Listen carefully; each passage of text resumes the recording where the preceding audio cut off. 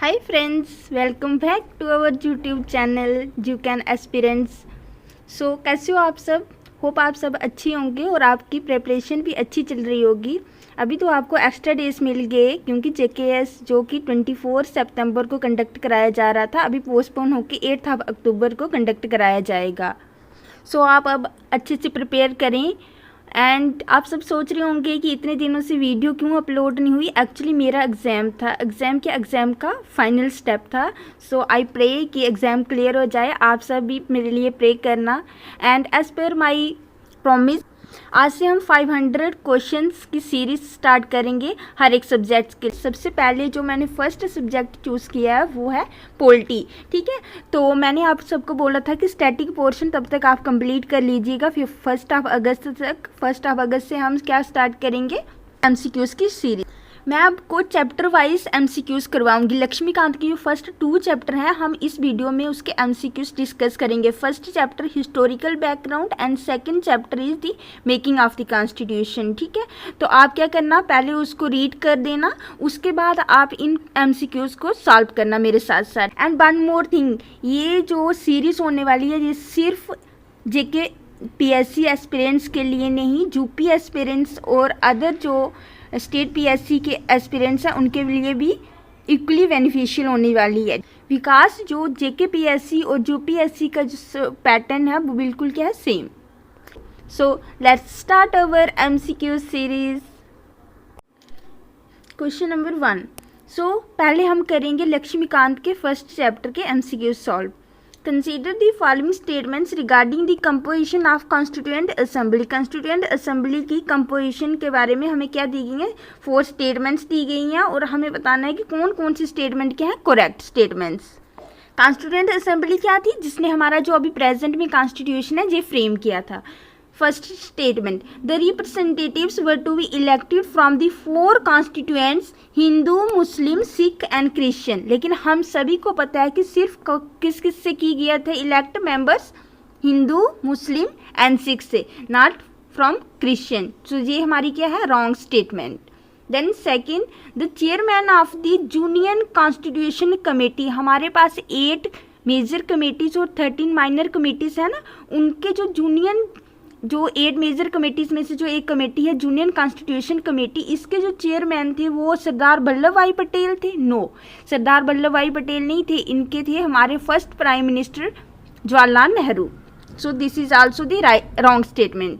The total strength of the constituent assembly was 389। Board है जो constituent assembly थी उसके कितने मेंबर्स थे, 389। Yes, this is the right statement. Fourth, the drafting committee, जो 8 major committees में से एक ड्राफ्टिंग कमेटी भी थी जिसके चेयरमैन कौन थे, VR अम्बेडकर। ठीक है, वो बोल रहे हैं कि ये ड्राफ्टिंग कमेटी में 8 मेंबर्स थे। नो, 8 मेंबर्स नहीं थे, इसमें कितने मेंबर्स थे, 7 मेंबर्स। तो this is also the wrong statement. तो हमारे फर्स्ट, सेकंड और फोर्थ होगी रॉन्ग और हमें पूछा है करेक्ट कौन सी है, सिर्फ थर्ड। तो ऑप्शन सी दी राइट आंसर, ओनली 3। ठीक है, ये हमारी 8 मेजर कमेटीज। ठीक है, इनके आपने क्या करना है, चेयरमैन्स इनके लर्न कर लेना। ठीक है, यूनियन के क्या है, जवाहरलाल नेहरू। ठीक है, और जवाहरलाल नेहरू किसके हैं, स्टेट। ऐसे ज़्यादा यूनियन और स्टेट के कौन है, जवाहरलाल नेहरू। ठीक है, ड्राफ्टिंग कमेटी के BR अम्बेडकर। ठीक है, बाकी ये लर्न कर लेना। एंड ड्राफ्टिंग कमेटी के जो 7 मेंबर्स हैं इनका भी आपको पता होना चाहिए, इनको भी एक बार देख लेना कौन कौन मेंबर्स थे।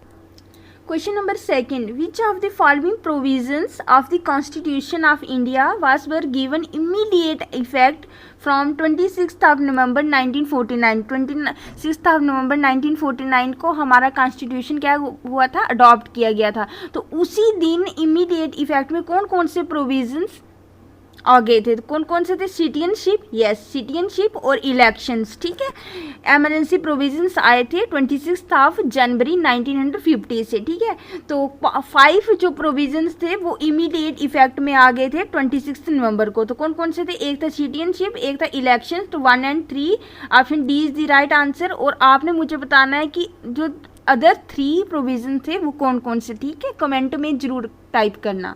एंड जितने भी एस्पिरेंट्स, जितने भी मैं ये अभी क्वेश्चन दूंगी आगे वीडियो में, वो क्या करेंगे, बुक से देखेंगे और उनके आंसर्स कमेंट में टाइप करेंगे। तो उनमें क्या है कि डेडिकेशन है सिविल सर्वेंट बनने की, ठीक है, और वो जरूर सक्सेस होंगे। क्वेश्चन नंबर आ गया थर्ड, एंड ये डेडिकेशन होनी भी चाहिए अगर आपको सिविल सर्वेंट बनना है, ठीक है। Question number third, what was the procedure followed by for the adoption for the constitution of India. Constitution of India को बनाने के लिए क्या प्रोसीजर फॉलो किया गया था। It was submitted to the people of India for rectification, मतलब कि कॉन्स्टिट्यूशन ऑफ इंडिया जब बना उसके बाद उन्होंने पीपल को सबमिट कर दिया रेटिफिकेशन के लिए। No, wrong. It was submitted to the governor general for its assent ना, ठीक है। It was adopted when the interim government जब उसको अप्रूव करेगी, तो ये क्या हमारा राइट स्टेटमेंट, ठीक है। It was adopted when it received the signature of the president, ने प्रेसिडेंट का कोई रोल नहीं था, ठीक है। मेंबर्स था जितने भी इंटरिम गवर्नमेंट के जो मेंबर्स थे, अगर वो अडॉप्ट कर लेंगे कॉन्स्टिट्यूशन ऑफ इंडिया को, इट मीन्स उस दिन से क्या हो जाएगा, वो इफेक्ट में आ जाएगा। So see the right answer. Which one of the following acts, ये जो हमें 4 एक्ट्स दिए गए हैं, provided setting board of control, जो है ब्रिटेन में सेटअप की गई थी एक बॉडी थ्रू विच, तो जो ब्रिटिश गवर्नमेंट थी वो ब्रिटिश ईस्ट इंडिया कंपनी के सिविल, मिलिट्री और रेवेन्यू अफेयर्स में क्या कर सकती थी, फुली कंट्रोल, ठीक है। एक बॉडी सेटअप की गई थी बोर्ड ऑफ कंट्रोल ब्रिटेन में ब्रिटिश गवर्नमेंट के द्वारा, तो कौन से एक्ट में की गई थी, ये था Pitt's India act 1784, right answer is V. Question number 5, during British India the rules made under which of the following acts, इनमें से कौन से एक्ट के अंडर जो रूल्स बनाए गए हैं उनको हम बोलते हैं डिवैल्यूएशन रूल्स। तो इसका जो राइट आंसर है वो गवर्नमेंट ऑफ इंडिया एक्ट 1919। अब आप मुझे बताओगे कि गवर्नमेंट ऑफ इंडिया एक्ट 1919 का अनदर नेम क्या है, ठीक है। एंड इंडिया काउंसिल एक्ट 909 का क्या है, इसका क्या है, और इन दोनों का आपने मुझे नेम बताना है, ठीक है। Question number 6, in the federation established by the government of India act 1935 का जो एक्ट था, जो रेस्टिट्यूटरी पावर्स थी वो किसको दी गई थी, ठीक है। रेस्टिट्यूटरी पावर्स किसको दी गई थी, गवर्नर जनरल ऑफ इंडिया। अभी थोड़ी इजी क्वेश्चन है, लेकिन आगे डिफिकल्ट क्वेश्चन भी आएंगे। What are the silent features of Government of India Act 1935? इसके क्या क्या साइलेंट फीचर्स थे। Abolition of the Council of India, dyarchy at the centre, ठीक है। सेंटर में डायरकी को क्या किया गया था, एस्टेब्लिश किया गया था, लेकिन स्टेट से क्या किया गया था, अबॉलिश किया गया था। सो दोनों ये क्या है, राइट हैं। Establishment of federal court, supreme court जिसको फेडरल कोर्ट भी का एस्टेब्लिशमेंट किया गया था। यस, ये चारों के चारों जो है साइलेंट फीचर हैं गवर्नमेंट ऑफ इंडिया एक्ट 1935। जो आंसर क्या होगा इसका, D. Question number 12, who among the following was the finance minister of India in the interim government, जो 1946 और 47 में जो हमारी इंटरिम गवर्नमेंट रही थी उसमें फाइनेंस मिनिस्टर कौन थे। तो इसका जो राइट आंसर है वो है लियाकत अली खान, ठीक है। तो आपको जितने भी उस टाइम पे मिनिस्टर्स थे इंटरिम गवर्नमेंट के, वो आपको पता होने चाहिए, ओके। सो ये हैं इंटरिम गवर्नमेंट के मेंबर्स, ठीक है। Vice president of the council external affairs Commonwealth relation कौन थे, मिनिस्टर जवाहरलाल नेहरू, ठीक है। फूड एंड एग्रीकल्चर के राजेंद्र प्रसाद, लेबर के कौन थे, जगजीवन राम, ठीक है। तो ये आपको सारे के सारे लर्न करने हैं। लॉ मिनिस्टर कौन थे उस टाइम पे, जोगिंदर नाथ मंडल, ठीक है। लेकिन कौन से इंटरिम गवर्नमेंट के मिनिस्टर्स हैं, ठीक है। फाइनेंस मिनिस्टर कौन थे, लियाकत अली खान जी, बहुत बार क्वेश्चन आता है, ठीक है। हेल्थ मिनिस्टर कौन थे, गजनफर अली खान, ठीक है। सो इसको आप एक बार रीड कर लेना। Question number 13, during British rule in India, British rule के दौरान who was the first Indian, कौन फर्स्ट इंडियन थे जिनको कि अपॉइंट किया गया था as a law member of the governor general's council. Governor general की जो काउंसिल थी उसमें फर्स्ट इंडियन थे जिनको कि as a law member appoint किया गया था, ठीक है। तो वो कौन थे, हमारे सत्येंद्र सिन्हा, ठीक है। तो गवर्नर जी कब किया गया था, first in government of India act 1919, ठीक है। इस एक्ट के अंडर गवर्नर जनरल की जो काउंसिल है उसमें लॉ मेंबर किसको अपॉइंट किया गया था, सत्येंद्र सिन्हा को। Question number 14, in which of the following acts the provincial subjects were divided into transferred और रिजर्व सब्जेक्ट। कौन से एक्ट में जो प्रोविंशियल सब्जेक्ट्स थे, प्रोविंशियल सब्जेक्ट्स को किस में डिवाइड किया गया था, ट्रांसफर्ड और रिजर्व सब्जेक्ट्स में। तो इसका जो राइट आंसर है वो है सी मोंटेगू क्लेम्सफोर्ड रिफॉर्म्स एक्ट 1919। मैंने बोला था ना कि गवर्नमेंट ऑफ इंडिया एक्ट 1919 का अनदर नेम क्या है, ये है, ठीक है, मोंटेगू क्लेम्सफोर्ड रिफॉर्म्स। मोंटेगू उस टाइम पे कौन थे हमारे? Secretary of state. क्या थे? Secretary of state. And Chelmsford क्या थे हमारे उस टाइम पे? Viceroy of India. कब थे? इन 1919, ठीक है। Question number 15, 6 got special electorate in which of the following act. Muslims को कब मिला था? इन 1909 में, ठीक है। तो 6 को कब स्पेशल इलेक्टोरेट मिला गया था? कौन से एक्ट में? तो इसका जो राइट आंसर है वो है C, government of India act 1919, ठीक है। गवर्नमेंट ऑफ इंडिया एक्ट 1919 का another name Montagu Chelmsford reforms act 1919। लेकिन और इंडिया मिंटो मार्लो एक्ट, ये किसका नाम है? Another name Indian council act 1909, ठीक है। 1909 को एक को नाम से क्या जाना जाता है? इंडियन कौंसिल एक्ट 1909 को बोलते हैं Minto Morley act. Minto, Lord Minto कौन थे हमारे? Viceroy of India. Viceroy, Minto थे वाइसरॉय और मॉर्ले क्या थे हमारे? सेक्रेटरी, ठीक है। जैसे इधर बताया मैंने, मोंटेगू कौन थे? सेक्रेटरी और क्लेम्सफोर्ड थे वाइसरॉय। और 1909 में मिंटो कौन थे? वाइसरॉय और मॉर्ले कौन थे? Secretary of state. Okay. Question number 16, which act separated Burma and Aden from India. कौन से एक्ट ने इंडिया, बर्मा और एडन को इंडिया से सेपरेट किया? तो इसका राइट आंसर है A, government of India act 1935। Okay. Burma को आज़ादी कब मिली थी? 1935 में। बर्मा को अब क्या बोला जाता है? म्यांमार, ठीक है। क्वेश्चन नंबर 17, अभी हम क्या करेंगे? जो फर्स्ट एक्ट था रेगुलेटिंग एक्ट ऑफ 1773 से स्टार्ट होके गवर्नमेंट ऑफ इंडिया एक्ट 1935 तक क्वेश्चन सॉल्व करेंगे, ठीक है। तो सबसे पहले क्वेश्चन आया रेगुलेटिंग एक्ट ऑफ 1773 में क्या क्या क्रिएट कॉन्स्टिट्यूशनल इंपॉर्टेंस है इस एक्ट की, ठीक है। First A, it was the first step taken by the British government to control and regulate the affairs of the East India Company in India। Yes, ये क्या था? फर्स्ट एक्ट था, ठीक है, जिसमें कि ब्रिटिश गवर्नमेंट क्या कर रही थी? कंट्रोल और रेगुलेट कर रही थी जो ईस्ट इंडिया कंपनी थी उसको, ठीक है, उसके अफेयर्स को, right. It recognised for the first time the political and administrative functions of the company. Company के जितने भी पॉलिटिकल और एडमिनिस्ट्रेशन फंक्शन थे उसको फर्स्ट टाइम रिकॉग्नाइज किया गया था रेगुलेटिंग एक्ट ऑफ 1773 में। This is also the right statement. It laid the foundation of central administration in India. Yes, पहले इस एक्ट से पहले क्या होता था? ईस्ट इंडिया कंपनी अपनी मनमानी कर रही थी। फिर ब्रिटिश गवर्नमेंट ने क्या करना, आगे से क्या स्टार्ट किया? एक्ट्स लाना स्टार्ट किया, ठीक है। और ये फर्स्ट एक्ट था रेगुलेटिंग एक्ट ऑफ 1773 और इसमें क्या थी? सेंट्रल एडमिनिस्ट्रेशन इन इंडिया में क्या की? फाउंडेशन, ठीक है। फिर ये भी right statement. It designated the governor of Bengal. याद रखना कि गवर्नर जो था ना बंगाल का, उसको क्या बना दिया गया? अब गवर्नर जनरल ऑफ बंगाल, ठीक है। And created an executive council, और उसके under governor general of Bengal के अंडर 4 मेंबर्स की एक एग्जीक्यूटिव काउंसिल बनाई गई, ठीक है। और फर्स्ट जो गवर्नर जनरल थे वो कौन थे? लॉर्ड वारेन हेस्टिंग, ठीक है। तो कौन थे हमारे first governor general? Lord Warren Hasting. और कौन से एक्ट में बनाया गया था? Regulating act of 1773। Governor of Bengal को क्या बनाया गया था? Governor general of India. तो this is also the right statement. E, it made the governor of Bombay और मद्रास। पहले क्या होता था? गवर्नर ऑफ बंगाल, बम्बे और मद्रास अपने इंडिपेंडेंट हुआ करते थे, लेकिन अभी क्या कर दिया गया कि जो बम्बे और मद्रास के जो गवर्नर्स हैं उनको गवर्नर जनरल ऑफ बंगाल के सबऑर्डिनेट कर दिया गया, ठीक है, to the governor general Bengal, ठीक है। पहले जो 3 प्रेसिडेंसी थी वो क्या थी? इंडिपेंडेंट। तो this is also the right statement. F, it provided for the establishment of the supreme court at Calcutta. याद रखना पूरे इंडिया की सुप्रीम कोर्ट नहीं, सिर्फ कलकत्ता में सुप्रीम कोर्ट एस्टेब्लिश की गई। और उसमें क्या कौन कौन था? 1 चीफ जस्टिस एंड 3 अदर जजेस।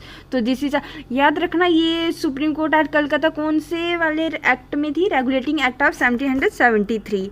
देन जी, इट प्रोहिबिटेड दी सर्वेंट्स, जितने भी ईस्ट इंडिया कंपनी के जो सर्वेंट्स थे उनको किसी भी प्राइवेट ट्रेड या उसमें एक्सेप्टिंग प्रेजेंट्स मीन्स गिफ्ट या ब्राइब्स जो नेटिव्स मीन्स इंडियन से कोई भी वो गिफ्ट नहीं ले सकते थे, कौन, कंपनी, ईस्ट इंडिया कंपनी के सर्वेंट्स, ठीक है। तो this is also the right statement.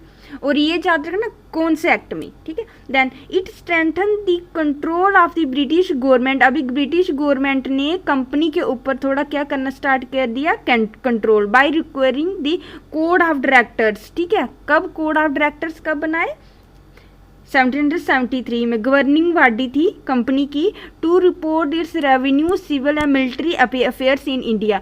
तो जितनी भी ये स्टेटमेंट्स है सारी की सारी हैं करेक्ट स्टेटमेंट्स। तो इसका जो राइट आंसर है वो है डी, ऑल आर करेक्ट। तो जितने भी ये प्रोविजंस है, जितने भी ये आपको लर्न करने की कौन से एक्ट में थे, ठीक है। अभी क्वेश्चन नंबर 18, पहले हमने पढ़ा रेगुलेटिंग एक्ट 1773, उसके बाद कौन सा एक्ट आया था, पिट्स इंडिया एक्ट ऑफ 1784। तो इसमें हमने बताना कौन कौन सी स्टेटमेंट्स के हैं correct statements. So first statement, it distinguished between the commercial and political functions, ठीक है।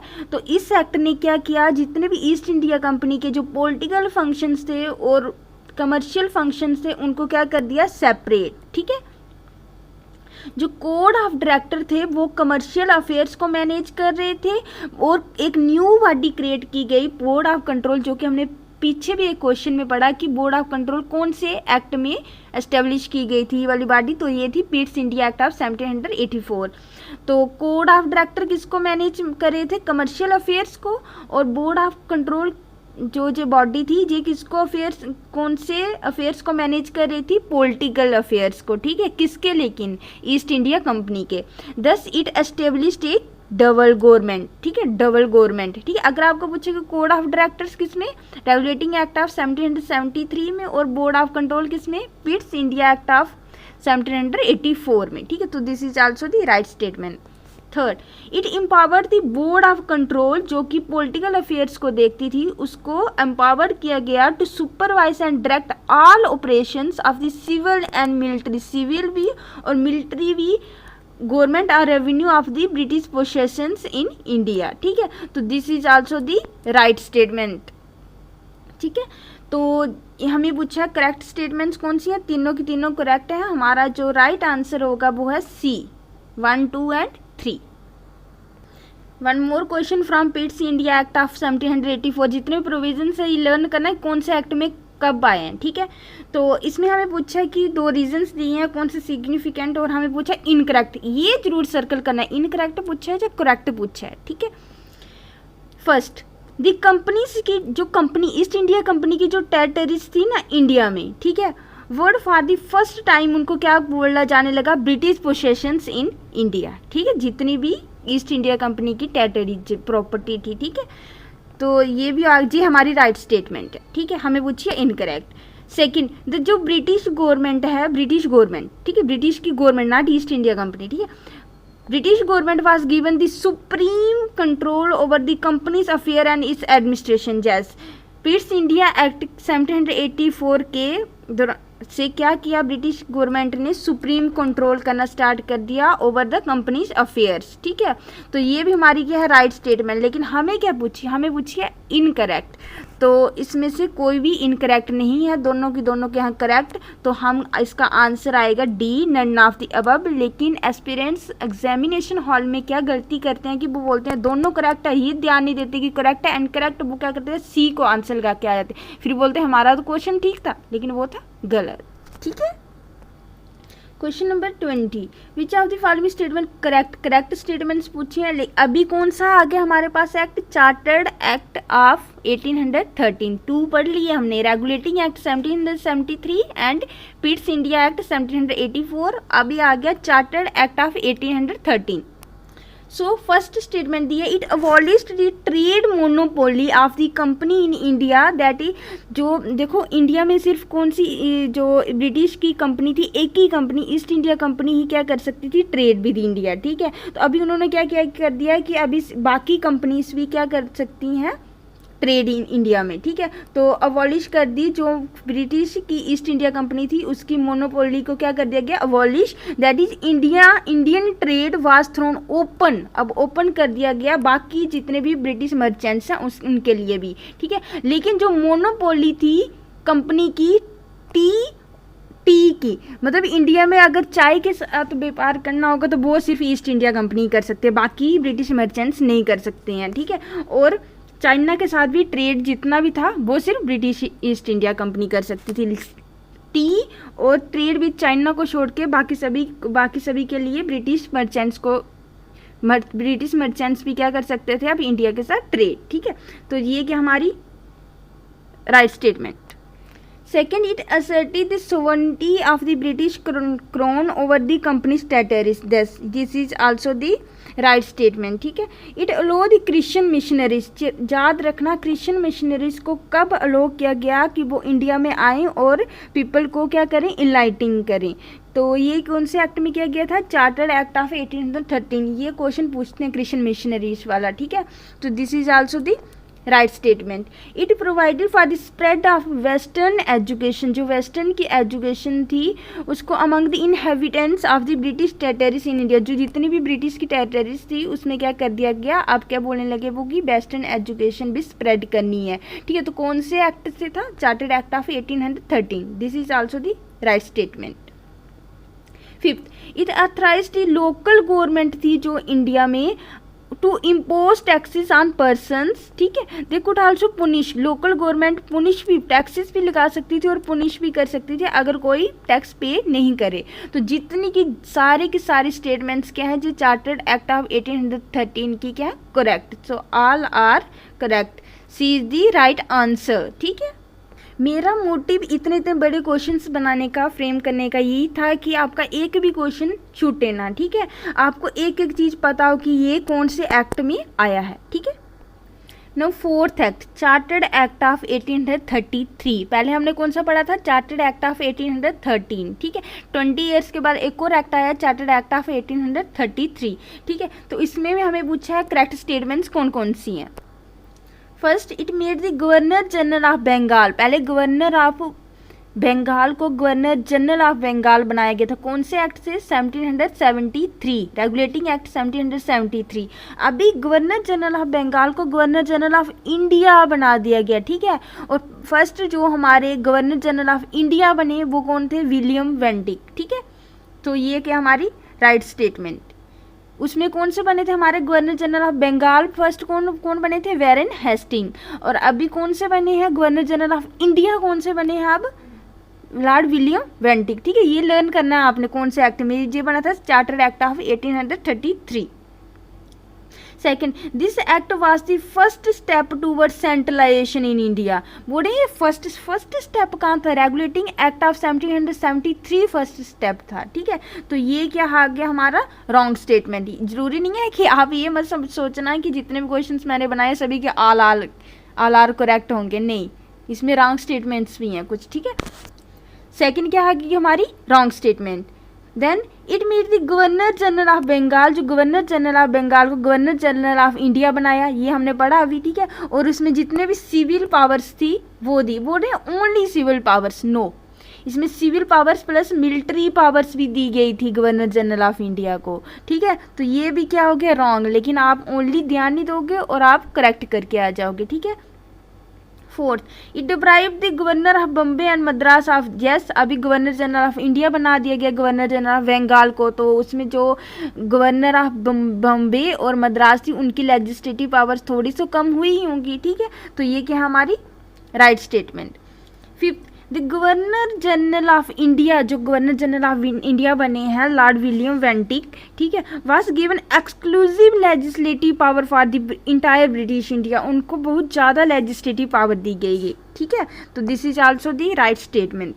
Sixth, the laws made under the previous acts, जितने भी प्रीवियस एक्ट्स हमने पढ़े ना, 3 प्रीवियस एक्ट्स कौन कौन से पढ़े, regulating act 1773, pets India act 1784, chartered act of 1813, उसमें जितने भी लॉज बनते थे उनको बोलते थे रेगुलेशंस। लेकिन अब अभी the laws made under this, अब इसमें आगे जितने भी एक्ट्स आएंगे उसमें जितने भी लॉज बनेंगे उनको क्या बोला जाएगा, एक्ट्स, ठीक है। तो ये भी आपको एक पूरा का पूरा क्वेश्चन आज फ्रेम हो सकता है, ठीक है, आपके जेकेएस प्रीलिम्स में, ठीक है। तो ये कौन से एक्ट में था, चार्टर्ड एक्ट ऑफ 1813।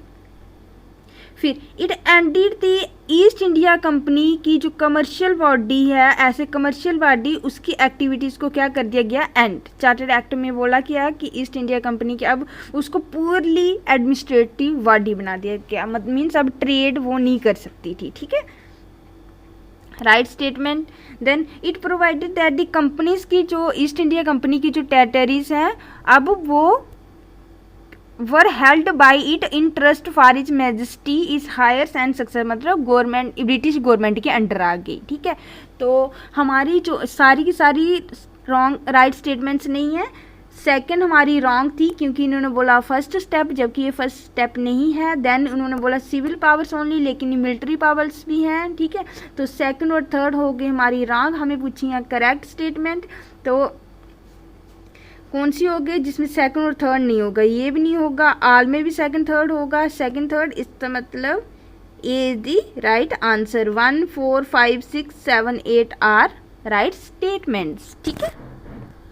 लर्न करना जितना भी नॉलेज है ना, इसमें एक एक चीज़ आपको पता होनी चाहिए कि कौन से एक्ट में आया है, ठीक है। जैसे ये कि प्रीवियस एक्ट्स में रेगुलेशंस, लेकिन कौन से एक्ट के बाद एक्ट्स, कौन से एक्ट के बाद लास्ट को एक्ट्स बोलना जाने लगा, तो कौन सा था, chartered act of 1833। No 22 question, fifth act chartered act of 1853, ठीक है। तो इसमें हमें पूछा करेक्ट कौन कौन से स्टेटमेंट्स हैं। First statement, it establishes separate governor general legislative council. अभी जो गवर्नर जनरल ऑफ इंडिया बने थे ना, ठीक है, पिछले एक्ट में, अभी 20 ईयर्स के बाद एक और एक्ट आया, इसमें क्या बोल रहे हैं वो कि गवर्नर जनरल की एक लेजिस्लेटिव काउंसिल बनाई गई इंडिया के लिए, जिसको कि स्पेसिफिक नेम क्या दिया गया, इंडियन सेंट्रल लेजिस्लेटिव काउंसिल, ठीक है, right statement. Chartered act of 1853 से फर्स्ट टाइम इंट्रोड्यूस किया गया local representatives in Indian central legislative council में, ठीक है। तो कितने मेंबर्स को अपॉइंट किया गया था, 4 मेंबर्स को, कहाँ से, बॉम्बे, मद्रास, बंगाल और आगरा से, ठीक है। ये भी दोनों क्या है, right. Then it introduce an open competition system, ठीक है, याद रखना, open competition system of selection के लिए कब इंट्रोड्यूस किया गया, ऐसे तो 1833 में बात की गई थी, ठीक है, लेकिन जो सिविल सर्वेंट्स की रिक्रूटमेंट के लिए जो open competition system of selection है, जो कब इंट्रोड्यूस किया गया था, चार्टर्ड एक्ट ऑफ 1853 में। This is also the right statement, ठीक है। Then the covenanted civil service was not open to the Indians, ये रॉन्ग है क्योंकि ओपन कर दिया गया था कंपटीशन सिस्टम, अब इंडियंस भी क्या कर सकते थे, सिविल सर्वेंट में रिक्रूट हो सकते थे। तो ये हमारी है रॉन्ग स्टेटमेंट। तो 22 का 5 नहीं आएगा, तो आंसर होगा D 1 2 3 and 4, okay. Question number 23 अभी आया हमारा government of India act of 1858। 1853 के बाद 1857 में क्या हुआ, रिवोल्ट, ठीक है। उसके बाद जो कंपनी का जो रूल था वो ख़त्म हो गया और अभी किसका, ब्रिटिश क्रोन का रूल स्टार्ट हो गया। तो उसकी वजह से फर्स्ट एक्ट कौन सा आया था, government of India act of 1858, ठीक है। तो कौन क्या क्या इसके प्रोविजंस हैं, तो इन्होंने पूछा करेक्ट स्टेटमेंट्स, ठीक है।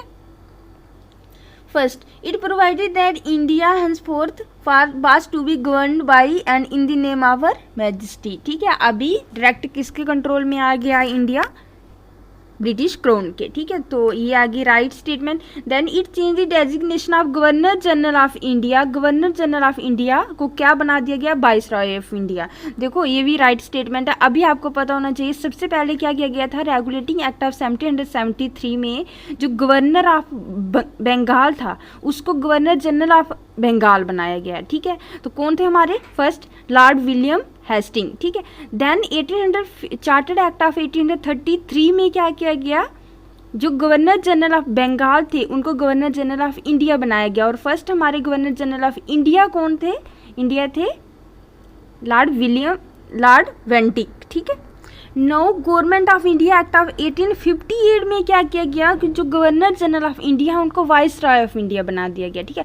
तो उस टाइम इस पे जो गवर्नर जनरल ऑफ इंडिया थे वो थे लॉर्ड कैनिंग, तो लॉर्ड कैनिंग को ही फर्स्ट वाइसरॉय ऑफ इंडिया बनाया गया, ठीक है। तो वाइसरॉय ऑफ इंडिया क्या थे, डायरेक्ट रिप्रेजेंटेटिव थे British crown in India, yes, British crown के क्या थे, डायरेक्ट रिप्रेजेंटेटिव कौन थे, viceroy, right statement. Lord Elgin was the first become the first viceroy of India. No, मैंने अभी बताया आपको कौन थे, लॉर्ड कैनिंग, CANNING, ठीक है, कैनिंग, लॉर्ड कैनिंग। तो ये हमारा क्या होगी, wrong statement, fourth he wrong. Fifth, it ended the system of double government. Double government start हुआ था ना, ठीक है, जो बोर्ड ऑफ कंट्रोल और कोर्ट ऑफ डायरेक्टर्स क्या करते थे, ये board of control east India company के पॉलिटिकल अफेयर्स को देखते थे और code of directors commercial affairs को देखते थे। तो इस डबल गवर्नमेंट को क्या कर दिया गया अब, एंड। कौन से एक्ट से एंड किया गया था, government of India act of 1858। सो ये क्या है हमारा राइट स्टेटमेंट है ये, ठीक है, एंड किया गया था इस एक्ट से। देन इन्होंने एक ऑफिस बनाया, वाइसराय तो कर दिया गया, गवर्नर जनरल ऑफ इंडिया को वाइसराय ऑफ इंडिया बनाया, लेकिन एक ऑफिस बनाया secretary of state for India.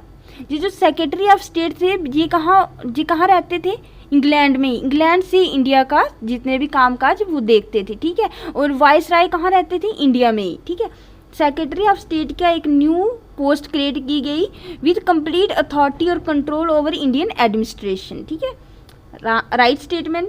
Seventh, this secretary of state, जो सेक्रेटरी ऑफ स्टेट की पोस्ट बनाई गई थी, ये क्या थी, मेंबर होते थे किसके, ब्रिटिश कैबिनेट, जो ब्रिटिश की कैबिनेट होती थी ना पार्लियामेंट में, उसी के एक मेंबर को सेक्रेटरी ऑफ स्टेट बनाया गया जाता था और उसको रिस्पॉन्सिबल किया जाता था and was responsible ultimately to the British parliament में। वो सेक्रेटरी ऑफ स्टेट क्या होते थे, रिस्पॉन्सिबल होते थे, ठीक है। तो हमारे जितने भी स्टेटमेंट्स हैं सारे के सारे राइट हैं एक्सेप्ट वन, कौन सा है, फोर्थ, क्योंकि जहाँ आना था लॉर्ड कैनिंग, ठीक है। तो फोर्थ देखो किसमें नहीं है, ये फोर्थ नहीं हो सकता क्योंकि हमें पूछी है करेक्ट स्टेटमेंट, ठीक है, ये भी नहीं होगा, ये भी नहीं होगा, तो आंसर क्या होगा 1 2 3 एंड 5 6 7, ठीक है। क्वेश्चन नंबर 24, अभी हमारा आया इंडियन कौंसिल एक्ट ऑफ 1861। पिछला हमने कौन सा पढ़ा, chartered act of government of India act 1858। अभी आया इंडियन कौंसिल एक्ट, अभी इंडियन कौंसिल एक्ट स्टार्ट हुए, ठीक है। तो 1861 इसमें क्या क्या किया गया था, इन्होंने बोला करेक्ट, ठीक है, correct statement. First, it made a beginning of the representative institutions by associating Indians को किसमें अभी एसोसिएट किया जाने लगा, लॉ मेकिंग प्रोसेस में, ठीक है। लॉ मेकिंग प्रोसेस में कौन से एक्ट में किया गया था, Indian council act of 1861। Second, provided viceroy of India थे, वो क्या करते थे, नॉमिनेट करते थे सम इंडियंस को as a non official member of इस एक्सपेंडेड काउंसिल। जो वाइसरॉय ऑफ इंडिया की जो एग्जीक्यूटिव काउंसिल थी उसमें उन्होंने क्या, एग्जीक्यूटिव काउंसिल में नहीं, लेजिस्लेटिव काउंसिल में कुछ नॉन ऑफिशियल मेंबर्स मतलब इंडिया से भी कुछ मेंबर्स को नॉमिनेट करने लगे। कौन, viceroy of India, right statement. 1862 में लॉर्ड कैनिंग ने 2 इंडियंस को नॉमिनेट किया था लेजिस्लेटिव काउंसिल के लिए, राजा बनारस और महाराजा पटियाला, लेकिन 2 नहीं थे, वो थे 3 मेंबर्स को क्या किया गया था लेजिस्लेटिव काउंसिल में, legislative council not executive council, ठीक है, लेजिस्लेटिव काउंसिल में नॉमिनेट किया गया था वाई लॉर्ड कैनिंग, वो थे राजा बनारस, महाराजा पटियाला, और थर्ड कौन थे, सर दिनकर राव, ठीक है, देखना आप लक्ष्मीकांत बुक पे, ठीक है। तो ये क्या है, wrong statement. Fourth, gave a recognition to the portfolio system, portfolio system भी इंट्रोड्यूस किया गया था लॉर्ड कैनिंग ने इन 1859 में। पोर्टफोलियो सिस्टम, ये क्वेश्चन भी बड़ी बार एग्जामिनेशन में पूछा जाता है, ठीक है, कौन से एक्ट से किया गया था, इंडियन कौंसिल एक्ट ऑफ 1861 में। पोर्टफोलियो सिस्टम क्या होता है कि हर एक डिपार्टमेंट एक मिनिस्टर के अंडर कर देना, जैसे कि मिनिस्ट्री ऑफ डिफेंस हमारे होते हैं ना इस टाइम पे, फाइनेंस मिनिस्टर अलग, डिफेंस मिनिस्टर अलग, ठीक है। ये वाला जो सिस्टम था पोर्टफोलियो सिस्टम, ये कौन से एक्ट से इंट्रोड्यूस किया गया था, इंडियन कौंसिल एक्ट ऑफ 1861। तो this is also the right statement. तो एक ही रॉन्ग है, वो है थर्ड, और हमें पूछा है करेक्ट स्टेटमेंट, तो करेक्ट थर्ड को छोड़ दो, तो हमारा आंसर आ गया 1 2 एंड 4, ठीक है। होप आप समझ रहे होंगे मैं क्या बोल रही हूँ। 25 हमें पूछा है इनकरेक्ट स्टेटमेंट्स पूछी हैं, ठीक है। और अभी हमारी इंडियन कौंसिल एक्ट ऑफ 1892, अभी इंडियन कौंसिल एक्ट स्टार्ट हुए हैं। इंडियन कौंसिल एक्ट ऑफ 1861 पढ़ लिया हमने, अभी आया 1892। देखो रिवाइज हो रहा है ना, पूरे क्वेश्चन से ही आपको जो आपने पढ़ा है वो क्या हो रहा है, रिवाइज हो रहा है। अगर आप इस वीडियो को बार बार देखोगे 1-2 बार, तो आपको आपके दिमाग में बैठ जाएंगे कौन से एक्ट से क्या आया था, ठीक है, कौन से प्रोविजन आए थे। अभी 25 हमें पूछा incorrect statement. It increase the number of additional non official members in the centre. Centre में क्या किया गया, नॉन ऑफिशियल मेंबर्स, पहले 1861 में 3 नॉन ऑफिशियल मेंबर्स को लेजिस्लेटिव काउंसिल में नॉमिनेट किया गया था, अभी उनकी स्ट्रेंथ क्या कर दी गई, इंक्रीज कर दी गई। और प्रोविंशियल लेजिस्लेटिव, सेंटर और प्रोविंशियल में स्टेट, ठीक है, स्टेट लेजिस्लेटिव काउंसिल में भी इंक्रीज की गई, ठीक है, लेकिन ऑफिशियल मेजॉरिटी रखी। मतलब अगर जैसे सेंटर में अगर 50 मेंबर्स हैं, ठीक है, तो उसमें से जो नॉन ऑफिशियल मेंबर्स होंगे उनकी स्ट्रेंथ कम होगी। नॉन ऑफिशियल मतलब इंडियंस की स्ट्रेंथ क्या होगी, कम होगी, जैसे 24 होगी और 26 क्या होंगे, ऑफिशियल, ठीक है, ठीक है। तो ऑफिशियल मेजॉरिटी थी, इंडियंस की मेजॉरिटी नहीं थी, ऑफिशियल की मेजॉरिटी थी, लेकिन नॉन ऑफिशियल मेंबर्स को भी इंक्रीज किया गया, ठीक है, 3 से अभी थोड़े इंक्रीज हो गए। It increase the functions of legislative council and give them, legislative council के फंक्शंस को भी इंक्रीज किया गया और उनको पावर दी गई कि वो डिस्कस कर सकते हैं बजट को और उसमें क्वेश्चंस पूछ सकते हैं एग्जीक्यूटिव को, ठीक है। तो दोनों के दोनों हमारी हैं राइट स्टेटमेंट्स, लेकिन हमें क्या पूछा है, आप दोनों क्या पढ़ोगे, राइट स्टेटमेंट तो आप बोथ लगा के आ जाओगे, लेकिन बोथ नहीं है इसका आंसर क्या है, इनकरेक्ट पूछे है, तो इनकरेक्ट, कोई भी स्टेटमेंट इनकरेक्ट नहीं है, तो आंसर होगा इसका डी, ठीक है, नन ऑफ द अबव। आपको लेजिस्लेटिव और एग्जीक्यूटिव का डिफरेंस पता है? लेजिस्लेटिव मीन्स जैसे हमारे इस टाइम पे पार्लियामेंट है, ठीक है, पार्लियामेंट के में हम लोकसभा की एग्जांपल देते हैं, तो लोकसभा के जितने भी इस टाइम पे 545 मेंबर्स हैं वो सारे हैं लेजिस्लेटिव में आते हैं, ठीक है, लेकिन उनमें से जो मिनिस्टर्स हैं, डिप्टी मिनिस्टर्स हैं, ठीक है, मिनिस्ट्री ऑफ स्टेट्स हैं या प्राइम मिनिस्टर हैं, वो क्या है, वो है एग्जीक्यूटिव, ठीक है। लेजिस्लेटिव मतलब पूरी की पूरी लोकसभा, लेकिन उसमें से जो चुनिंदा मेंबर्स हैं वो क्या है, एग्जीक्यूटिव, ठीक है। तो मेंबर्स किस में आए थे, मेंबर्स आए थे लेजिस्लेटिव काउंसिल में, ना कि एग्जीक्यूटिव काउंसिल में, ठीक है, इंडियंस, ठीक है। 2 इंडियन काउंसिल्स हमने पढ़ लिए, अभी हमारा थर्ड इंडियन काउंसिल ऑफ 1909। पिछले कौन से थे, Indian council of 1862, 61 and Indian council of 1892 and अभी इंडियन काउंसिल एक्ट ऑफ 1909। सो इसमें हमें पूछा है करेक्ट स्टेटमेंट्स कौन कौन सी हैं, ठीक है।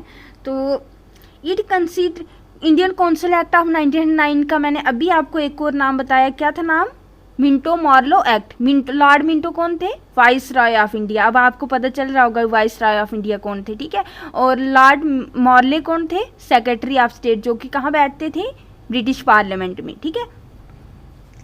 तो it considerably increase the size of legislative council की साइज, पिछले इंडियन काउंसिल एक्ट ऑफ 1992 में 1892 में भी इंक्रीज हुई थी, इधर भी इंक्रीज हुई, ठीक है, सेंटर में भी प्रोविंशियल में। फर्स्ट क्या है, ठीक। सेकंड स्टेटमेंट क्या है, it retained non official majority in the central legislative council. No, non official majority नहीं हुई थी, नॉन ऑफिशियल मेजॉरिटी थोड़ी कर देते वो, इंडियंस की अगर सेंटर में मेजॉरिटी हो जाती तो इंडिपेंडेंस तो हमें पहले की ही मिल गई होती, ठीक है।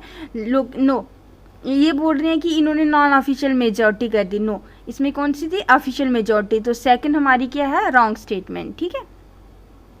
होप आपको ये क्लियर हुआ होगा। It allowed the provincial legislative council, लेकिन जो प्रोविंशियल जो स्टेट में लेजिस्लेटिव काउंसिल थी उसमें नॉन ऑफिशियल मेजॉरिटी कर दी गई। आपको बात समझ में आई कि जो सेंट्रल लेजिस्लेटिव काउंसिल थी उसमें जो थी वो ऑफिशियल की ही मेजॉरिटी थी, मीन्स कि इंडियंस की नहीं मेजॉरिटी थी। इंडियंस कौन होते हैं, नॉन ऑफिशियल, ठीक है। लेकिन जो प्रोविंशियल मतलब जो स्टेट में थी लेजिस्लेटिव काउंसिल उसमें नॉन ऑफिशियल मेजॉरिटी कर दी गई, मीन्स कि स्टेट में जो इंडियंस की थी वो मेजॉरिटी में आ गए, ठीक है। तो ये क्या हमारा राइट स्टेटमेंट, और ये पता होना चाहिए कौन से एक्ट में किया गया, इंडियन काउंसिल एक्ट ऑफ 1909 या मिंटो मार्लो एक्ट, ठीक है। सेकंड हमारा गलत है, सेकंड गलत है, तो ये नहीं हो सकता, ये नहीं हो सकता, आल भी नहीं हो सकता, सी होगा, ठीक है, राइट आंसर। 1 आगे 3 भी हो गया। Fourth, members were allowed to ask, अभी मेंबर्स को क्या बोला गया कि पहले वो बजट को डिस्कस कर सकते हैं, लेकिन अभी वो बजट के ऊपर सप्लीमेंट्री क्वेश्चंस भी पूछ सकते हैं, रेजोल्यूशंस भी मूव कर सकते हैं, ठीक है। तो ये आ गया राइट स्टेटमेंट। फिर फर्स्ट टाइम क्या किया गया कि इंडियंस को एग्जीक्यूटिव काउंसिल में वाइस रॉय और गवर्नर मतलब कि प्रोविंशियल मतलब कि स्टेट्स में और वाइसराय मीन्स सेंटर में, सेंटर की जो एग्जीक्यूटिव काउंसिल थी उसमें इंडियंस को नॉमिनेट किया गया, ठीक है, फर्स्ट।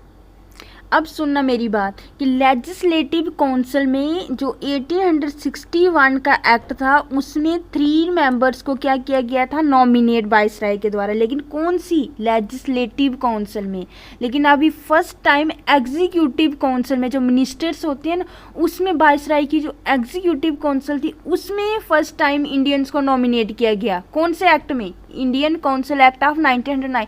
क्वेश्चन आए, क्वेश्चन को ध्यान से पढ़ना कि लेजिस्लेटिव काउंसिल में कौन से एक्ट से किया गया था इंडियंस को नॉमिनेट, 1861, और एग्जीक्यूटिव काउंसिल में कौन से एक्ट से किया गया है इंडियंस को nominate, Indian council act of 1909, ठीक है। तो ये आ गया 5th भी राइट। श्यामाजी कृष्णा वर्मा, नो, मैंने पहले ही दूसरा तीसरा क्वेश्चन था वो कि जो फर्स्ट जो एग्जीक्यूटिव काउंसिल के जो मेंबर बने थे वो कौन से मिनिस्टर थे, लॉ मिनिस्टर, और लॉ मिनिस्टर किसको बनाया गया था, सत्येंद्र सिन्हा जी को, सत्येंद्र सिन्हा, ठीक है। तो ये श्यामाजी कृष्णा वर्मा नहीं थे, तो ये आ गया रॉन्ग स्टेटमेंट, ठीक है। ये क्वेश्चन हमने 3rd और 4th किया है, ठीक है।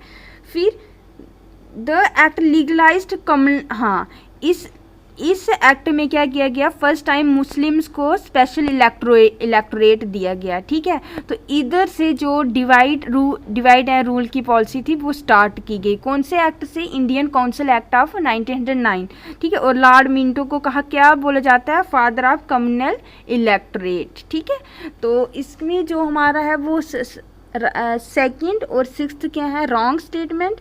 तो 1, 3, 4, 5, 7 ये क्या हमारे राइट स्टेटमेंट, ठीक है। इस क्वेश्चन को आप पता क्या करो, वीडियो को फिर से दोबारा से एक बार देख लिया करो, ठीक है, ताकि आपको अच्छे से समझ आ जाए। Indian council act 1909 most important है क्योंकि इसमें फर्स्ट टाइम मुस्लिम्स को क्या दिया गया था, कम्युनल इलेक्टोरेट, ठीक है। सेकेंड, इसमें executive, first time executive council में इंडियन को क्या किया गया था, नॉमिनेट, ठीक है। देन इसमें प्रोविंशियल में क्या किया गया था, नॉन ऑफिशियल मेजॉरिटी की गई थी, ठीक है। तो ये अच्छे से याद रखना, ठीक है। Question number 27, government of India act 1919, इसको क्या बोला जाता है, एक और नाम मोंटेगू क्लेम्सफोर्ड एक्ट, ठीक है, 1999। और मोंटेगू कौन थे, मोंटेगू कौन थे, हमारे सेक्रेटरी ऑफ स्टेट, और क्लेम्सफोर्ड क्या थे, वाइसराय ऑफ इंडिया, ठीक है, 1919 में। तो इसमें हमें पूछा है कि कौन कौन से करेक्ट स्टेटमेंट्स हैं। First, the act divided the provincial subjects, जो प्रोविंशियल सब्जेक्ट्स थे उनको किस किस में डिवाइड किया गया, ट्रांसफर्ड सब्जेक्ट्स अलग कर दिए गए, रिजर्व जैसे अभी हमारे होते हैं ना जूनियर लिस्ट, स्टेट लिस्ट, ठीक है।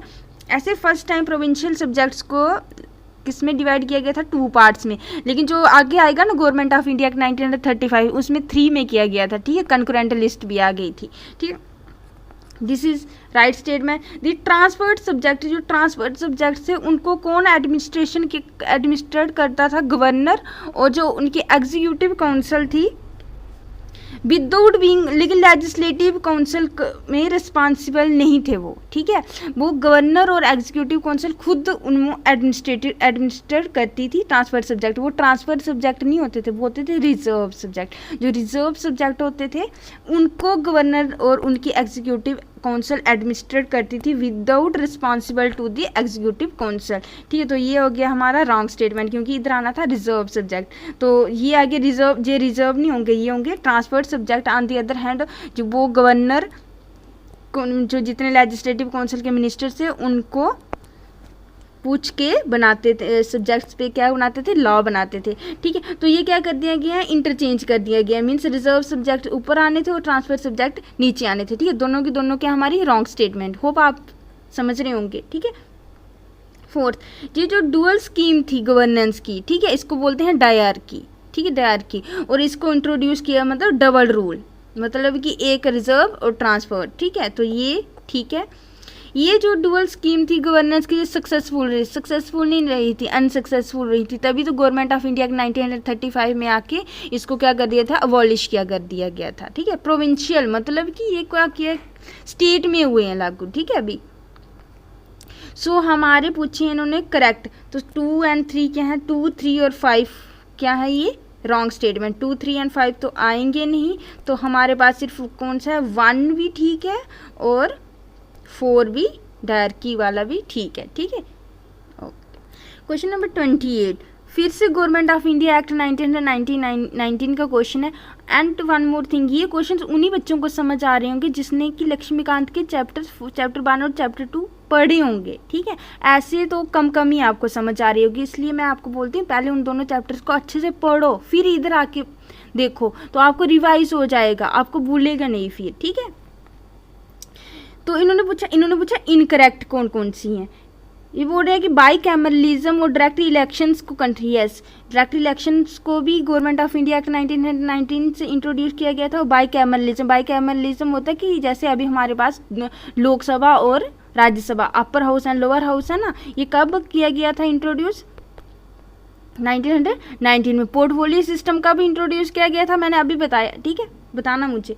दस इंडियन लेजिस्लेटिव काउंसिल थी, उसको जो अभी इंडियन लेजिस्लेटिव काउंसिल बनी थी ना, उसको बाई कैमरल लेजिस्लेचर से क्या कर दिया गया, रिप्लेस, और अपर हाउस और लोअर हाउस बना दिया गया। ठीक है, ये भी क्या है हमारा राइट स्टेटमेंट। फर्स्ट भी राइट है। डायरेक्ट इलेक्शंस का भी इंट्रोड्यूस की गई गवर्नमेंट ऑफ इंडिया एक्ट 1919 में। जो मेजॉरिटी थी मेंबर्स की दोनों हाउसेस में, चाहे अपर हाउस हो चाहे लोअर हाउस हो, उसको कैसे चूज़ किया गया था, डायरेक्ट इलेक्शन से। मतलब इसके बाद हमारे इंडिया में इलेक्शंस होना क्या हो गई थी, स्टार्ट। तो तीनों की तीनों हमारी हैं राइट स्टेटमेंट्स, लेकिन हमें क्या पूछा इन्होंने, इनकरेक्ट। तो हमारा आएगा नन, इधर आएगा नन। ठीक है, नन ऑफ दी अबव क्या है, इनकरेक्ट। सारी की सारी क्या है, करेक्ट। लेकिन अगर आप इनकरेक्ट नहीं पढ़ते तो आप क्या लगा देते, 1, 2, 3। 1, 2, 3 नहीं आएगा, इसका आंसर क्या होगा, नन ऑफ दी अबव, क्योंकि तीनों की हमारी हैं करेक्ट स्टेटमेंट्स। ठीक है, फिर से government of India act of 1919 का क्वेश्चन। ठीक है, क्योंकि हमारे 1909 जिसको इंडियन काउंसिल एक्ट बोलते हैं, ठीक है, 1935 और 1947, ये 4 एक्ट बहुत इंपॉर्टेंट एक्ट्स हैं। ठीक है, इनमें हमें पूछा करेक्ट स्टेटमेंट्स कौन कौन सी हैं।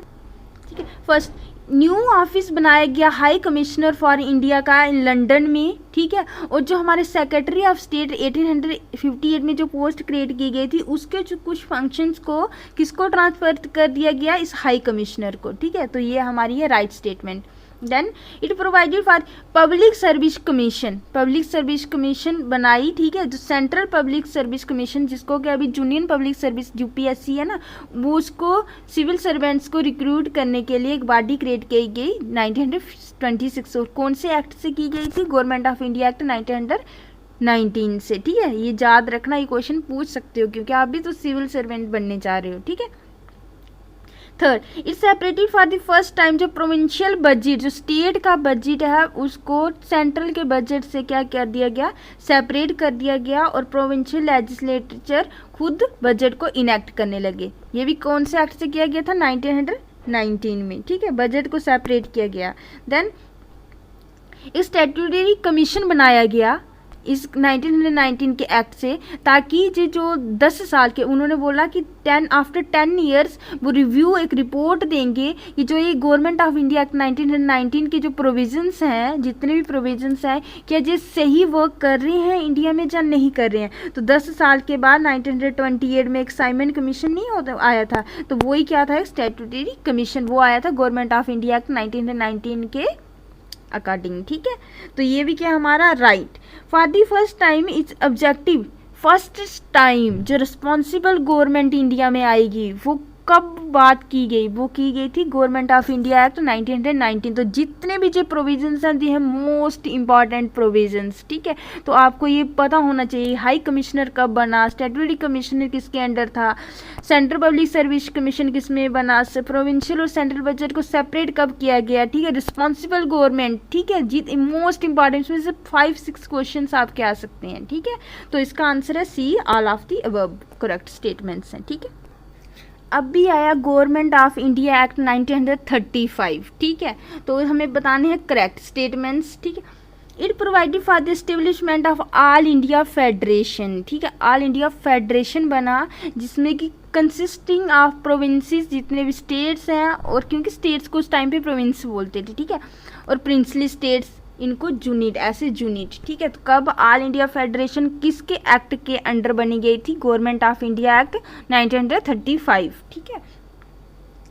इस एक्ट में जो पावर्स थी सेंटर और यूनिट्स के, उसको 3 लिस्ट में डिवाइड किया गया। गवर्नमेंट ऑफ इंडिया एक्ट 1919 में 2 में किया गया था, प्रोविंशियल सब्जेक्ट्स को, ठीक है, ट्रांसफर और रिजर्व।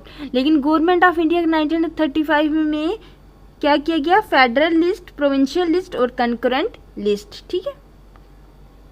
ये आपको लर्न करने की जरूरत नहीं कि कितने कितनी आइटम्स थी इसमें, ठीक है। देन थर्ड, रेस्ट्रिक्टरी पावर्स थी जो वो किसको दी गई? वाइसरॉय को, ठीक है। और लेकिन जो फेडरेशन थी, ऑल इंडिया फेडरेशन, जी कभी भी नहीं बनी, क्योंकि प्रिंसली स्टेट्स जितनी थी ना, प्रिंसली स्टेट्स कितनी थी उस टाइम पे? आई थिंक 552, ठीक है, 552। तो इन्होंने ज्वाइन ही नहीं किया था, इसकी वजह से जो ऑल इंडिया फेडरेशन कभी एग्जिस्ट ही नहीं की, ठीक है। तो ये आ गया, राइट स्टेटमेंट है, ठीक है। It abolished dyarchy at the in the centre and नहीं, इंट्रोड्यूस की गई थी 1919 में डायरकी इन दी प्रोविंसेस, स्टेट में इंट्रोड्यूस की गई थी, और अबॉलिश की गई थी 1935 में प्रोविंसेस से, स्टेट से ही। स्टेट में 1919 में ऐड की गई और अभी क्या कर दी गई? अबॉलिश। लेकिन सेंटर से अबॉलिश नहीं की गई थी, क्योंकि स्टेट से क्या की गई थी?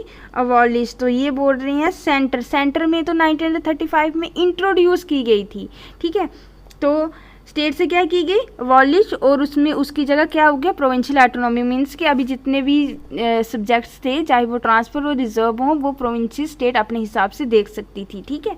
तो इसका अगर इधर लिखा होता ना कि प्रोविंस, ठीक है, it abolish dyarchy in the provinces, तो ये राइट स्टेटमेंट होती है। लेकिन इन्होंने लिखा है सेंटर में, सेंटर से अबॉलिश नहीं की गई थी। सेंटर में तो 1935 में क्या की गई थी? इंट्रोड्यूस। तो ये क्या हो गया हमारा? Wrong statement. तो फोर्थ रॉन्ग है, 1, 2 एंड 3 करेक्ट है। तो आंसर क्या होगा? A is the right answer. Question number 31, फिर से गवर्नमेंट ऑफ इंडिया एक्ट 1935 से क्वेश्चन। ये बोल रहे हैं फ्रेंचाइज जो इलेक्शंस 1919 में इंट्रोड्यूस की गई थी, उसमें 10% पूरी पॉपुलेशन को वोटिंग राइट दिया गया 1935 में, ठीक है। तो 10% पॉपुलेशन को दिया गया था ओनली वोटिंग राइट, ठीक है। देन एस्टेब्लिश किया गया reserve bank of India. Question आपको पता होना चाहिए, जो हमारा इस टाइम पे RBI है, रिजर्व बैंक ऑफ इंडिया, उसको कब एस्टेब्लिश किया गया था? वो किया गया था 1935 में, to control currency and credit of the country. Then union public service commission 1919 में इंट्रोड्यूस किया गया। उसके साथ साथ अभी प्रोविंशियल पब्लिक सर्विस कमीशन, जैसे कि अभी हमारा Jammu and Kashmir public service commission है, जितने भी स्टेट पब्लिक सर्विस कमीशन है, जो जॉइंट पब्लिक सर्विस कमीशन है 1 या 2 स्टेट्स के लिए, प्रोविंसेस के लिए, वो कब इंट्रोड्यूस किए गए थे? 1935 में। अगर union public service commission, federal public service commission पूछें तो वो था 1919 में, ठीक है। Then federal court, supreme court for Calcutta के लिए कब आया था? 1773, जो रेगुलेटिंग एक्ट 1773 में आया था वो था, ठीक है। लेकिन ओनली फॉर कलकत्ता के लिए सुप्रीम कोर्ट था। लेकिन अभी फेडरल कोर्ट पूरे इंडिया के लिए, जो हमारा अभी सुप्रीम कोर्ट बोलते हैं, ठीक है, ये कब बना था? 1937 में। कौन से एक्ट से? Government of India act 1935। Then it further extended the communal representative, ठीक है। 1909 में किसको मिला था? मुस्लिम्स को। 1935 में किन किन को और कम्युनल रिप्रेजेंटेशन दी गई?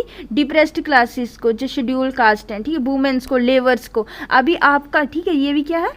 Right statement. अभी आपने मुझे बताना है कि 1919 में किस किस को रिप्रेजेंटेशन दी गई थी कम्युनल, ठीक है। 1909 में किसको दी गई थी? मुस्लिम। 1935 में इन सबको। तो 1919 में किस किस को दी गई थी? ठीक है, 6 को मैंने बताया। अभी आपने और बताना है कि किस किस को दी गई थी, ठीक है। फिर उसके बाद ये बोल रहे हैं कि बाईकैमरलिज्म जो 1919 में इंट्रोड्यूस हुआ। बाईकैमरलिज्म मतलब upper house and lower house, ठीक है। तो जितनी 11 स्टेट्स थी ना, 11 प्रोविंसेस, उसमें से 6 में इंट्रोड्यूस कर दिया गया उस अपर हाउस और लोअर हाउस, मतलब बाईकैमरलिज्म, ठीक है। तो जितनी भी हैं, जिस सारी की सारी स्टेटमेंट्स क्या हैं? Right statements. तो our answer is C, all of the above are correct statements. No question number 32, India independence act. हमने स्टार्ट किया था रेगुलेटिंग एक्ट ऑफ 1773 और अभी हमारा आया इंडियन इंडिपेंडेंस एक्ट ऑफ 1947, ठीक है। तो इसमें हमें पूछे कौन कौन सी स्टेटमेंट्स क्या है हमारी करेक्ट स्टेटमेंट्स।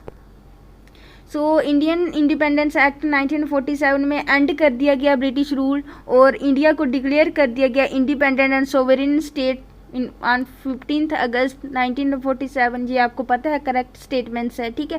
फिर पार्टीशन ऑफ इंडिया हो गया, तो 2 इंडिपेंडेंट डोमिनियन बने, एक इंडिया और पाकिस्तान, और उनको क्या कर दिया गया राइट कि वो ब्रिटिश कॉमनवेल्थ का मेंबर बन के रहना चाहते हैं या नहीं रहना चाहते हैं, ठीक है, वो उनको राइट मिल गया। Then we right statement it abolished office, जो वाइस राय का ऑफिस बना था, कब बना था office of viceroy? Government of India act 1861 में, ठीक है। तो उसको क्या कर दिया गया, अबॉलिश कर दिया गया, ठीक है। देन सेक्रेटरी ऑफ स्टेट का जो बना था 1858 में, उसको भी अबॉलिश कर दिया गया, ठीक है। फिर फ्रीडम दे दी गई प्रिंसली स्टेट्स को, जितनी भी प्रिंसली स्टेट्स को, कि वो जहाँ तो इंडिया में ज्वाइन होना चाहें, जहाँ भी पाकिस्तान में जो होना चाहें, या फिर इंडिपेंडेंट रहना चाहिए, वो उनकी मर्जी है, ठीक है। तो जितनी भी स्टेटमेंट्स है ये सारी की क्या है correct, C is the right answer, ठीक है। क्वेश्चन नंबर 34, द मेंबर जो कॉन्स्टिट्यूएंट असेंबली थी उसके मेंबर्स को कैसे इलेक्ट किया गया? Directly elected by the people ना, 10% पीपल को तो वोटिंग राइट मिला था, तो डायरेक्टली इलेक्ट कहाँ किए गए थे, ठीक है। गवर्नर जनरल ने नॉमिनेट किया था, नो, ठीक, जो कॉन्स्टिट्यूएंट असेंबली है, ठीक है, उसको इलेक्ट किया गया था। लेजिस्लेचर ऑफ वेरियस प्रोविंसेस, जितनी भी स्टेट्स की प्रोविंसेस थी उन्होंने इलेक्ट किया गया था, और जितनी प्रिंसली स्टेट्स थी उन्होंने उनके रूलर्स थे, जो राजा थे, उन्होंने नॉमिनेट किए गए थे उनके मेंबर्स। यस, ये क्या हमारी सी दी राइट आंसर, ठीक है। कांग्रेस ने, मुस्लिम लीग ने नहीं किया गया था नॉमिनेट, ठीक है, तो C answer is the right answer, ठीक है। क्वेश्चन नंबर 35, कॉन्स्टिट्यूशनल एडवाइजर किसको बोला जाता है? तो ये बोला जाता है सर VN राव को, ठीक है। ऑब्जेक्टिव रेजोल्यूशन, ये तो आप, ये अभी हो गया chapter 2 start, making of the constitution, ठीक है। तो हु अमंग द, इसमें इतने MCQs नहीं है, ठीक है। Who among the following objective resolution on 13th, किसने मूव किया था ऑब्जेक्टिव रेजोल्यूशन 13 दिसंबर 1946 में कॉन्स्टिट्यूएंट असेंबली में? जवाहरलाल नेहरू ने, ठीक है, जो कि हमारा अभी क्या है कॉन्स्टिट्यूशन में क्या बन गया, ऑब्जेक्टिव रेजोल्यूशन प्रीएम्बल, ठीक है। किसने किया गया था इंट्रोड्यूस? जवाहरलाल नेहरू, ठीक है। 37, हमें असर्शन दी गई है और रीज़न दिए गए हैं। बोल रहे हैं कि जो हमारा कॉन्स्टिट्यूशन ऑफ इंडिया उसमें ज़्यादातर जो प्रोविजंस है, ज़्यादातर, ठीक है, आर्टिकल्स हमने कहाँ से लिए हैं? Government of India act of 1935। Yes, ये क्या है, सही है, राइट स्टेटमेंट है, ठीक है। वर्ल्ड में हमने प्रोविजंस कहाँ से लिए हैं? गवर्नमेंट ऑफ इंडिया 1935 से, ठीक है। तो कांग्रेस पार्टी नहीं, बोल रहे हैं कि कॉन्स्टिट्यूशन ने जो है गवर्नमेंट ऑफ इंडिया एक्ट वो अडॉप्ट किया, रेजोल्यूशन पास करके अडॉप्ट किया गया था। कांग्रेस पार्टी नहीं थी, कांग्रेस पार्टी नहीं, कॉन्स्टिट्यूएंट असेंबली में मुस्लिम लीग, मतलब, और मुस्लिम लीग तो चलो नहीं, बाकी भी जितनी भी पार्टीज थी, अदर कम्युनिस्ट पार्टीज भी इन्वॉल्व थी। तो हम स्पेसिफिक से नहीं बोल सकते कि कांग्रेस पार्टी। तो रीजन क्या है हमारा? रॉन्ग, रीजन फॉल्स है, ए क्या है? ट्रू, असर्शन ट्रू है, तो राइट आंसर है इसका C. Which Congress president during British Raj initiated the idea of planning commission? Planning commission का जो आइडिया था, कांग्रेस की मीटिंग्स होती थी, उसमें कौन से प्रेसिडेंट थे उस टाइम पे, ठीक है। तो उस टाइम पे प्रेसिडेंट थे सुभाष चंद्र बोस इन 1938। उन्होंने उस टाइम पे क्या किया गया था कि प्लानिंग कमीशन का आइडिया इनिशिएट किया गया था, ठीक है। तो इसका आंसर क्या है? D, Subhash Chandra Bose. Question number 39, constituent assembly set up under, कौन सी मिशन के अंडर कॉन्स्टिट्यूएंट असेंबली बनी थी हमारी?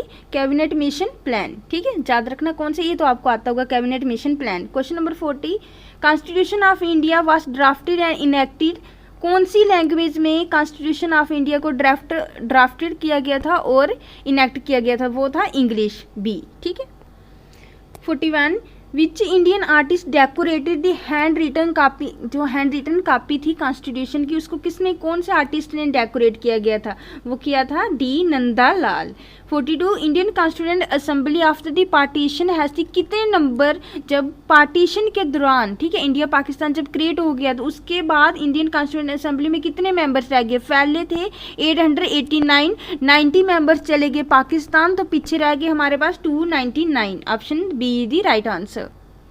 Question number 43, in the final form of the constitution adopt, जो कि कॉन्स्टिट्यूएंट असेंबली ने फाइनल फॉर्म में जो कॉन्स्टिट्यूशन अडॉप्ट किया गया था उसमें कितने आर्टिकल्स और शेड्यूल्स थे? ठीक है, ये तो आपको सभी को पता होगा। ऑप्शन डी 395 आर्टिकल्स और 8 शेड्यूल्स।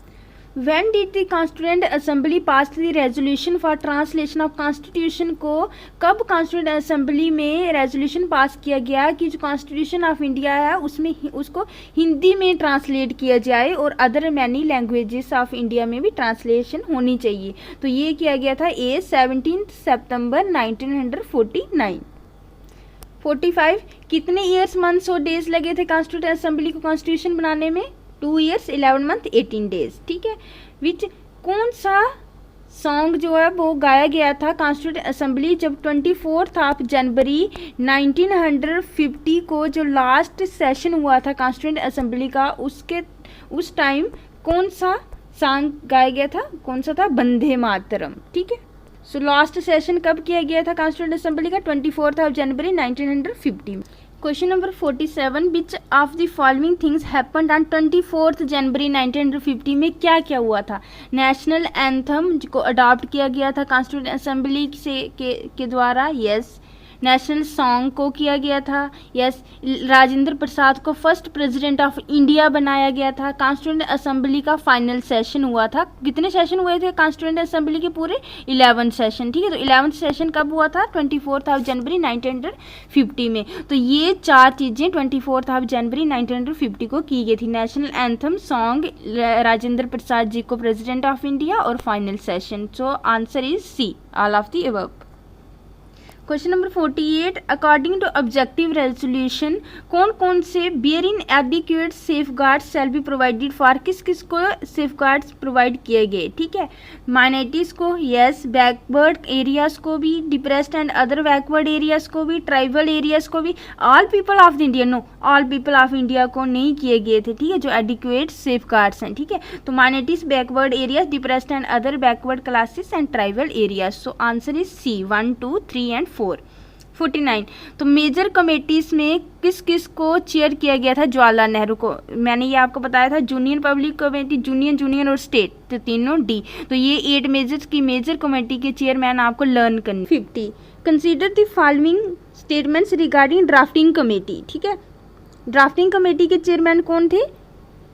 Doctor BR Ambedkar. ठीक है, उन्होंने बोला है कि हमें करेक्ट स्टेटमेंट्स बताओ। Among the committees among all the committees of the constituent assembly the most important committee कौन सी थी? Drafting committee. तो ये क्या हमारा राइट स्टेटमेंट। ठीक है, ड्राफ्टिंग कमेटी कब बनाई गई थी? 29 अगस्त 1947 में।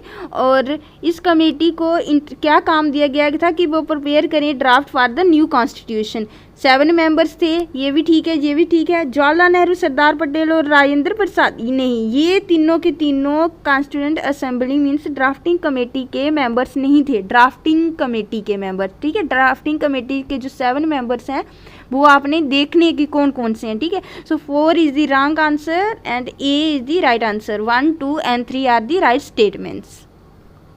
एक्चुअली हमारे 50 क्वेश्चंस हो गए, लेकिन 50 नहीं हुए, अभी हमारे हुए 45 क्वेश्चन। इसमें क्या है, थोड़ा सा हमने नंबरिंग गलत की है। देखना, आप 7, 8, 9, 10 नहीं दिए, 33 नहीं दिए। ठीक है, सो ये बोल रहे हैं कि लिस्ट 1 और लिस्ट 2, हमें 2 लिस्ट दी है और हमने क्या करना है, इनको मैच करना है। अभी ये तो बड़ा सिंपल काम है क्योंकि सारे के सारे एक्ट्स हमने रिवाइज कर लिए। अभी हम देखते हैं गवर्नमेंट ऑफ इंडिया एक्ट 1935 में क्या किया गया था? Introduction of dyarchy in provinces में डायरकी इंट्रोड्यूस कब की गई थी? 1919 में। और अबॉलिश कब की गई थी? 1935 में। ठीक है, तो सी का हो गया 4, सी का हो गया 4, ये भी नहीं हो सकता, ये भी नहीं हो सकता। ठीक है, तो फिर ये बोल रहे हैं कि प्रोविंशियल ऑटोनॉमी कब की गई थी? 1935 में। ठीक है, प्रोविंशियल ऑटोनॉमी दी गई, डायरकी को रिमूव किया गया था और प्रोविंसेस को ऑटोनॉमी दी गई थी। A3 तो आंसर इज वी। ठीक है, A3 हो गया। और वी का ये बोल रहे हैं 5 इंडियन काउंसिल एक्ट 1909 में क्या किया गया था? सेपरेट इलेक्टोरेट दिया गया था मुस्लिम को, है ना। फिर सी का 4 भी हो गया। डी का क्या कर दिए? 1 गवर्नमेंट ऑफ इंडिया एक्ट 1858 में क्या किया कर दिया था? ईस्ट इंडिया कंपनी की जितनी भी पावर थी वो ब्रिटिश क्राउन को ट्रांसफ़र कर दी गई थी। So right answer is B. Next question, इसमें भी हमने लिस्ट देखनी है। ये बोल रहे हैं कि 4 एक्ट्स दिए हैं डायरकी इन दी प्रोविंसेस में डायरकी कब इंट्रोड्यूस की गई थी? 1919 में। D4 सी भी नहीं हो सकता, डी भी नहीं हो सकता, ठीक है। फिर उसके बाद वो बोल रहे हैं कि मॉर्ले मिंटो रिफॉर्म्स किसको बोलते हैं? इंडियन काउंसिल एक्ट 1909 को बोलते हैं, ठीक है। C5 है ही नहीं कोई, ठीक है। उसके बाद it means secretary of state कब अपॉइंट किया गया था? Government of India act 1858। A2 तो आंसर इसका आ गया B is the right answer. B के साथ क्या है? 361 में क्या किया गया था? रिप्रेजेंटेशन और लेजिस्लेटिव डेवोल्यूशन की बिगनिंग हुई थी, ठीक है। और सी का आ गया 5, ठीक है, दिया था ये वाला, है ना। सही है, ठीक है। राइट आंसर क्या है? वी। फिर से लिस्ट ऐसे ही क्वेश्चन एग्जाम में आते हैं। ये भी मैंने प्रीवियस ईयर से क्वेश्चंस लिए हैं, ठीक है। तो अभी इसमें साथ साथ में आपको रिवाइज भी हो रहा है, ठीक है। तो dyarchy in the provincial government, ये तो अब आपको भूलेगा ही नहीं कभी, 1919 में, ठीक है। V4 ये हो गया, ठीक है, ये तो नहीं हो सकते। देन कम्युनल रिप्रेजेंटेशन कब स्टार्ट किया गया था? 1909 में सबसे पहले मुस्लिम्स को दिया गया था ना। C1 दोनों का C1 ही है, ठीक है। फिर उसके बाद क्या है? Federal scheme of government. Federal scheme कब आई थी? 1935 में नहीं आई थी? प्रोविंसेस और प्रिंसली स्टेट्स को बोला था, ठीक है, फेडरल यूनिट्स बनाने के लिए। देन A3 तो आंसर क्या आ गया? B the right answer. D क्या हमारे पास? 2। रिलीजियस सेंट्रलाइजेशन कब से स्टार्ट हुई थी? 1861 में। फिर next question, governor general of Bengal को गवर्नर जनरल ऑफ इंडिया कब बनाया था? 1833 में। A1 ये भी नहीं हो सकता, ये भी नहीं हो सकता। वी डायरकी कब इंट्रोड्यूस की गई थी? देखो हर एक क्वेश्चन में देख रहे हो आप, अभी तक हमने 4 क्वेश्चन किए, चारों के चारों में डायरकी पूछी है। ये क्वेश्चन प्रीवियस ईयर क्वेश्चन है, ये मैंने नहीं बनाए हैं, ठीक है। तो ये जो 5 क्वेश्चन है लास्ट के, ठीक है। तो गवर्नमेंट ऑफ इंडिया 1919। V3 है। सी का 4 ही है, सी का 4 1935 में ऑल इंडिया फेडरेशन। फिर डी का क्या आ गया? Control of the government of India transfer from East India company to, ये कब किया गया था? 1858 में। डी का 2 तो आंसर क्या आ गया इसका आंसर क्या है? सी, ठीक है ना। अभी कितने इजी लग रहे हैं आपको ये क्वेश्चन सॉल्व करना। अगर 1-2 का भी पता है तो आप बाकी वाले इजीली कर सकते हो सॉल्व, ठीक है। अब ये वाला क्वेश्चन है कमेटी से, जो 8 मेजर और 30 माइनर कमेटीज, ठीक है। अगर आपको पता है जूनियन का, मैंने बताया था आपको, जूनियन का सीधा क्या लगाना है? जवाहरलाल नेहरू। तो सी का क्या हो गया? 4। सी का 4 ये भी नहीं हो सकता, ये भी नहीं हो सकता, ठीक है। सी का 4 प्रोविंशियल मतलब प्रोविंसेस के लिए जो स्टेट्स को इकट्ठा करने का काम किसने किया था? सरदार वल्लभ भाई पटेल ने, ठीक है। जूनियर और स्टेट जवाहरलाल नेहरू, और प्रोविंशियल स्टेट कॉन्स्टिट्यूएंट्स कमेटी का कौन था? सरदार वल्लभ भाई पटेल। डी का 1, ठीक है, डी का 1। सो आंसर क्या हो गया इसका? ए, ठीक। वी का 3 फंडामेंटल राइट्स कमेटी क्या कौन थे? JB कृपलानी। और स्टीयरिंग कमेटी कौन थे? Doctor Rajendra Prasad. Answer is A. So हमने कर दिए 50 क्वेश्चंस जो है पॉलिटी के, वो हमने MCQs डिस्कस कर लिए। हमारा टारगेट है 500 पॉलिटी के क्वेश्चंस डिस्कस करना, ठीक है। सो मेरा मोटिव है पहले अभी 10 वीडियोस में 500 क्वेश्चंस को कवर करना। एक वीडियो में मैंने कितने कर दिए? 50 क्वेश्चंस, ठीक है। इतना एफर्ट्स लगता है इसमें, और मैं होप करती हूँ कि आप भी इतनी एफर्ट से पढ़ो, ठीक है। अच्छे से मेहनत करो ताकि आपका JKS UPSC जो भी आपका ड्रीम है वो आप अचीव कर सको, ठीक है।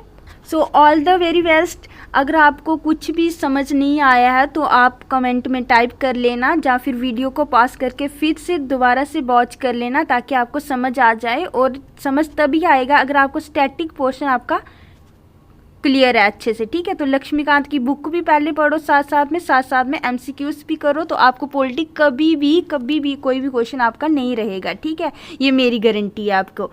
सो मिलते हैं नेक्स्ट वीडियो में। Till then take care, have a nice day, bye bye bye.